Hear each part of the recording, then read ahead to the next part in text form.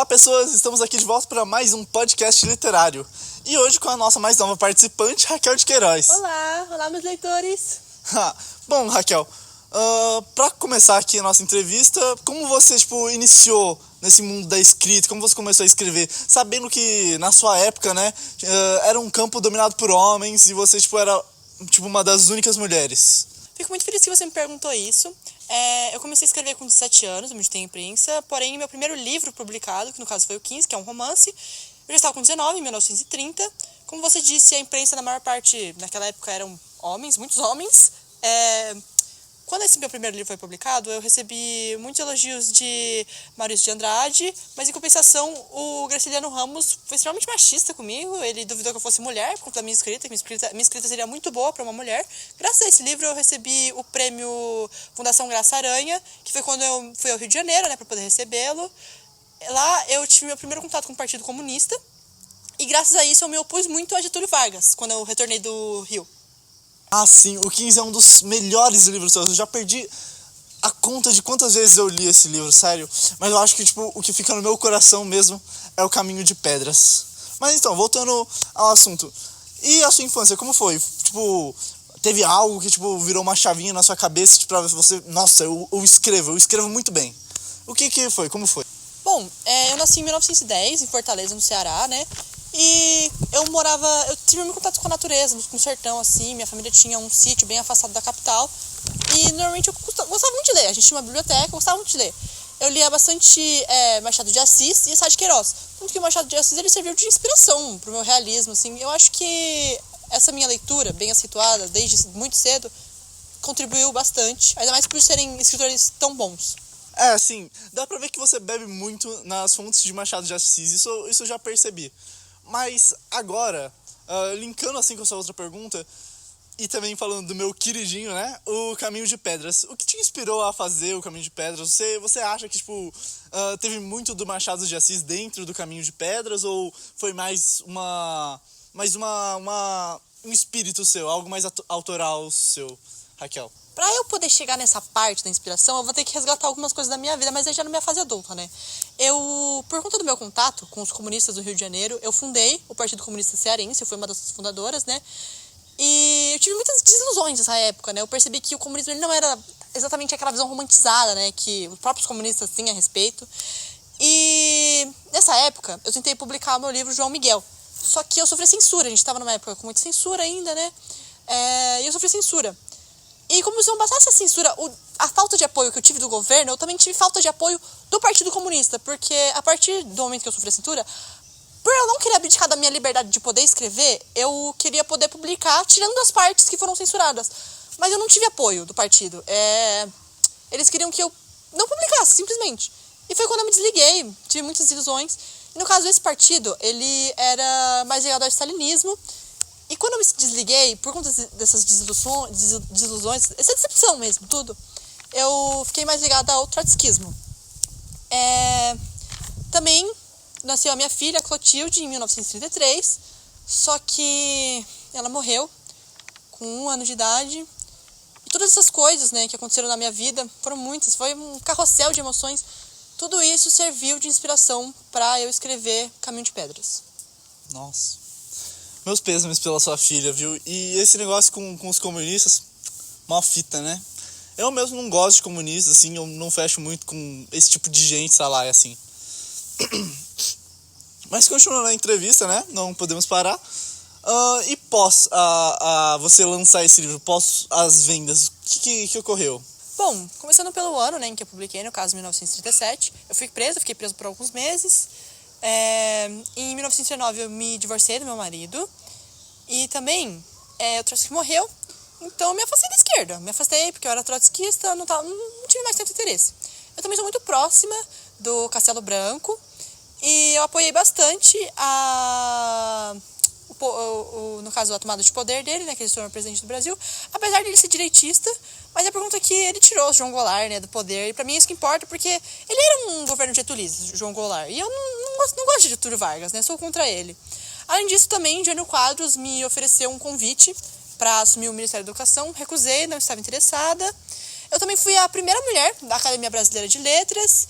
E para fechar, eu também produzi eu produzi obras sérias, né, como por exemplo o próprio Caminho de Pedras, mas eu também produzi várias obras infantis e teatrais. Parabéns pelas suas conquistas, assim, sendo a primeira mulher da Academia de Letras, tendo recusado o pedido do Vassourinho. Eu acho que isso já demonstra que você tinha uma moral na época, né, aquela moral. Mas, assim, continuando, e a época, o contexto em que você lançou o Caminho de Pedras? Qual foi esse contexto, sabendo que o Caminho de Pedras é uma obra muito politizada? Como que seria a época? Bom, a coisa mais interessante, assim, importante que aconteceu na época no ano, né, em que eu publiquei o livro, foi a explantação da República Velha, que no caso quem fez foi Getúlio Vargas. E a gente também estava numa época de muita polarização política, no caso da ANL, da AIB. Calma. O que é esse ANL e AIB? Tipo, assim, eu sei, mas tipo, pra exemplificar pro público. Bom, a ANL é a Aliança Nacional Libertadora e a AIB é a Aliança Integralista Brasileira. No caso, a ANL ela é esquerdista antifascista e a AIB, no caso, estava sendo acusada de ser fascista. Além disso, também, por conta da minha questão com o meu livro, e também por temer a censura de Getúlio Vargas, eu, basicamente, apesar de ser uma obra claramente comunista e esquerdista, eu não cito o comunismo em nenhum momento. E eu acho que isso é muito importante para a gente entender o contexto que eu publiquei meu livro. Ah, entendi. Então você deu aquela misturada, aquela embaralhada nos fatos pra não perceberem que era um livro comuna, né? Comuna. Mas então, eu também percebi durante minha leitura e ouvi várias pessoas comentando sobre que havia um recurso estilístico dentro dos seus livros. Gostaria de saber mais sobre esse recurso estilístico, como você utilizou ele. Então, no caso, o meu livro ele é considerado um romance regionalista nordestino, que estava em alta na época esse estilo. E o narrador, ele é direto e simples, assim, uma coisa bem simples no geral. Eu gosto muito de ser muito direta, minha linguagem é sempre muito direta, sempre falo as coisas na lata. Isso que impressiona na minha forma de escrever, que eu não tenho essa coisa de ficar enrolando muito pra falar, eu sempre uso palavras que são consideradas, tipo assim, perfeitas, sabe? Únicas e perfeitas para aquela situação. Por isso, uma coisa simples, fácil de entender. Sobre o recurso estilístico, ele é chamado de discurso direto livre. Eu não tenho muitos recursos estilísticos, esse é basicamente o único que aparece. Que existe um momento, um diálogo, onde eu uso o discurso direto, mas eu não uso nenhuma acentuação para indicar isso. E é basicamente esse o recurso. Sim, é uma parte que eu acho muito interessante no seu livro, isso daí. É muito interessante essa estilística.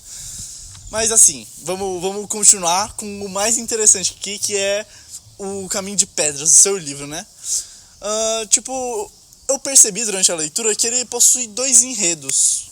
Você poderia falar melhor sobre isso? Tipo, quais são os enredos? O que te fez fazer esses 2 enredos, assim? Como foi como você tirou essa sua cabeça genial? De fato, tem 2 enredos, né? Se a gente fosse resumir o meu livro, um resumão, assim, bem pequeno, teriam 2 palavras principais: emoção e política. Porque a protagonista, que no caso é a Noemi, você sabe, né? Eu queria fazer uma personagem complexa. Eu não queria que ela fosse resumida às questões políticas dela. E, no geral, assim, é sobre a política acendendo uma paixão nela, né? Porque, no caso, ela era casada com o João, mas ela se torna adulta a partir do momento que ela conhece o Roberto, que era comunista, assim como ela. O João também era comunista, mas ele não era tão engajado, tão revolucionário quanto ela. Ele não gostava de se engajar nessas questões. E ela, sim. E ela vai se afastando dele, se aproximando do Roberto, que é engajado nas questões políticas, e isso acende uma paixão entre eles, né? Inclusive tem um momento que o personagem, o Felipe, ele fala que o que une os comunistas é a emoção, né? E eu queria trabalhar isso, ao mesmo tempo que a questão da emoção e da política, elas se fundem, elas, querendo ou não, são separadas, são coisas diferentes, né? E também tem a parte em que eu separo, né?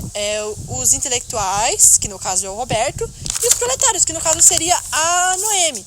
E é aí que tem essa questão de umas disputas de ego, que é a disputa de ego entre os comunistas. A disputa de ego representa a emoção, e ser entre os comunistas representa a política, né?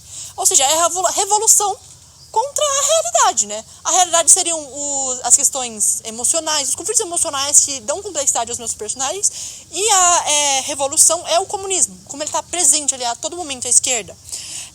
Eu gosto muito dessa questão dos intelectuais com os proletários, porque para mim evidencia extremamente essa questão de que, apesar de eles serem unidos pelo partido, eles são separados pelas emoções. Que no caso, os intelectuais, eles querem o poder do Partido Comunista, e eles acham que os proletários, eles têm que ceder para eles esse poder. Isso é caso dessa disputa de ego, né? E por conta disso, vem dos proletários uma desconfiança que é natural. Que aí entra a questão da consciência de classe. Eles são conscientes que eles são proletários e não são como os intelectuais. Apesar de que ambos sejam submissos a um chefe, né? Que é essa questão do comunismo. E essa questão da consciência de classe é o conceito marxista, né? Por Deus, ser comunista eu gostei, de muito de abordar no meu livro. E são esses dois enredos. As questões complexas dos meus personagens, a emoção, tudo, a questão do adultério, da Noemi, misturado com a política, né? Com a censura, o comunismo. São esses dois enredos. Sim, eu adoro essa parte do seu livro. Esses dois enredos, assim, meio que razão e emoção. Eu tenho essa leitura do livro. Mas então, continuando. Eu percebo também que tem algumas hipocrisias que é da própria humanidade que se é refletida dentro do seu livro. Quais são essas hipocrisias e por que você colocou especificamente essas? Tem 3 hipocrisias que eu gostaria de apresentar no meu livro, que no caso foi do Estado, dos homens no geral e também dos comunistas. Eu vou começar pelos comunistas para já linkar com essa parte da razão emocional. Eu falei dessa questão das disputas de ego. Essa é principalmente a principal hipocrisia que eu gosto de apontar. Não só essa questão de que eles permitem que as emoções influenciem nas questões políticas, mas também essa coisa do proletário contra o intelectual. Porque quando você para perceber, o intelectual ele também é um proletário. Ele também está sujeito às vontades do chefe dele, que no caso é a pessoa que detém os meios de produção.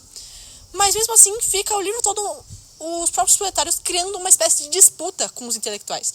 Tanto que pro partido que eu criei, não era comum, não era normal ver um intelectual junto com um proletário. E de certa forma o amor entre o Roberto e a Noemi foi um tabu, porque ele era intelectual, mesmo ela sendo uma proletária. E esse principalmente a hipocrisia dos comunistas. Eles verem uma diferença entre dois proletários, uma diferença que não existe, percebe? Além disso, tem a do Estado, que está muito relacionada com essa questão da censura que eu sofri. Eu gosto muito de apontar este momento no livro, um ponto do livro onde a Noemi e o Roberto são presos, um dos últimos atos, vamos colocar assim, antes dela se declarar para ele e ele se declarar para ela também, que eu falo muito sobre como, tudo bem, os comunistas, a esquerda, agiam na ilegalidade, porque não era legal qualquer ato para proliferar as ideias de esquerda. Mas o governo também. O governo, quando matava, quando prendia, quando censurava, também agia na ilegalidade. Essa é a questão principal da hipocrisia do governo que eu gosto de apontar. A censura, a falta de liberdade, né, no caso. E a hipocrisia dos homens, que eu aponto, é principalmente relacionado a assédio e abuso sexual. Tem a principal, assim, é que a Noemi, ela é estuprada pelo ex-marido dela, o João. Na tentativa de insistir no casamento, ele insiste em ter relações sexuais com ela. Ela acaba por ceder, mas se sente abusada. Esse é o estupro.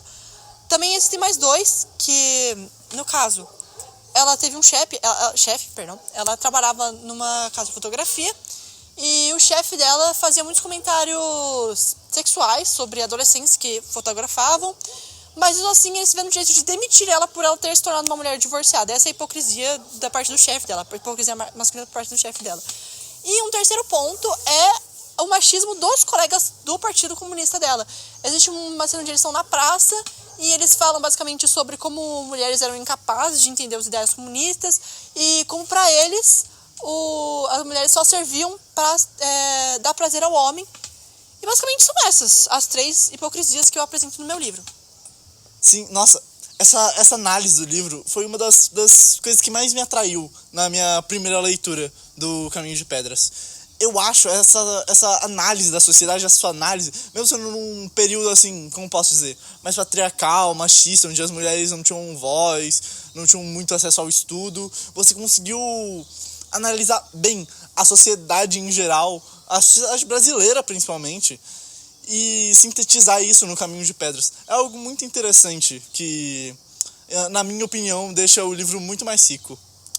Mas então, Raquel, pra gente finalizar as nossas perguntas, eu gostaria de saber se tem alguma coisa da sua vida dentro do Caminho de Pedras que foi, tipo, totalmente inspirada em você. Tipo, é um trecho que você lê e fala, isso aconteceu na minha vida e ninguém nunca vai saber. Não sei se eu diria exatamente inspiradas. Tem algumas partes inspiradas, por exemplo, a Noemi ter nascido e o livro inteiro se passar na mesma cidade em que eu nasci.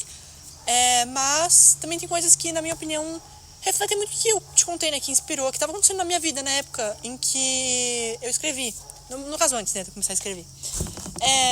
A primeira delas é que quando a Noemi finalmente se divorcia do João para poder ficar com o Roberto, ela tinha um filho, né? Chamado Guri, que vai morar com os dois, e começa tudo muito bem, eles dois morando juntos, depois do divórcio, tudo, porque ela consegue ficar com o Guri, por mais que o João quisesse ficar com ele, mas ele não conseguiu, mas o Guri fica muito doente e acaba por falecer. Isso reflete, sim, a minha questão com a minha filha, que eu passei. Eu queria colocar alguma coisa, quase que uma homenagem pra mim, como se tivesse um personagem ali que representasse ela, entende? Além disso, também teve outra coisa, que tá na questão estilística, que reflete o que aconteceu comigo com relação ao Partido Comunista, minhas desilusões, tudo, que eu busquei ao máximo não romantizar os comunistas, tanto que eu apontei as hipocrisias deles, né, busquei ao máximo não romantizar eles, até porque eu tava lembrando da questão que eles queriam que nem sequer publicasse João Miguel, então busquei não romantizar ao máximo, assim, essa questão, também busquei não romantizar a figura feminina. E isso é atípico para uma obra comunista, assim, é atípico buscar não romantizar. E também o final realista, né? Porque o final da Noemi, ele não é um final bom, é um final normal. Ela termina grávida novamente, agora do verdadeiro amor da vida dela, né? Que no caso é o Roberto. Inclusive ela chama o filho dela de companheiro, que é uma referência comum entre nós comunistas. E pra mim foi essa questão de não romantizar, principalmente. E é isso. Bom, Raquel, eu acho que era isso, as perguntas que eu tinha pra fazer pra você. Eu gostaria de agradecer imensamente a sua participação no nosso podcast. Pelo convite.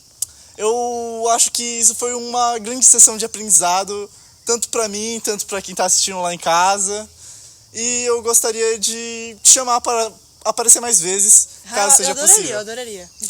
Que bom, mas infelizmente estamos chegando ao fim do podcast. E eu gostaria de agradecer a todos aí em casa por terem assistido. E tchau. Tchau, tchau. Finalmente!